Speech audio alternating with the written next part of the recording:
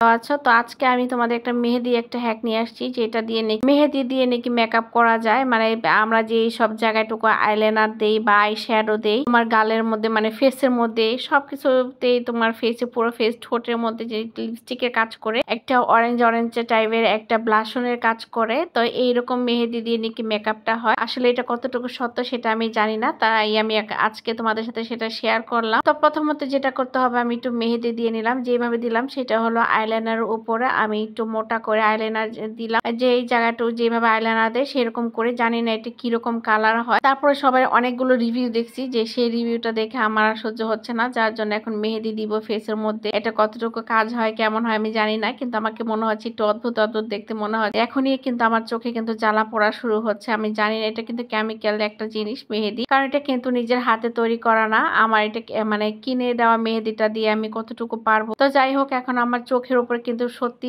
অনেক জ্বালা পোড়া শুরু করে। জ্বালা পোড়া নিয়ে মানুষ কিভাবে মেহেদি দিচ্ছে, আমি এখন মানে ভিতর ভিতর আমি চিন্তা করতেছি যে এটা কিভাবে সম্ভব। এইভাবে মেহেদি দেওয়ার মানে এটা চোখ একদম, বিশ্বাস করেন, চোখ একদম জ্বলে যাচ্ছে। তো আমি এটার রেজাল্ট আমি পরে বলবো যে এটা আসলে এটা কতটুকু কাজ করতেছে, এটা চোখের জন্য কি, আমাদের জন্য কি ক্ষতিকর কি না, এটা কি হ্যাকটা কি আসলে কাজ হচ্ছে কিনা, এটা দিলে কি সত্যি কি সেই যে এরকম থাকে ওই রকম হয় কিনা। তো যাই হোক, এখন আমি আমার চোখের এরিয়াটা আমি বেশিক্ষণ রাখি নাই, যেহেতু আমার চোখ জ্বালা পোড়া করতেছে। একটা সেন্সিটিভ একটা চোখ, কিন্তু সেন্সিটিভ একটা জায়গা।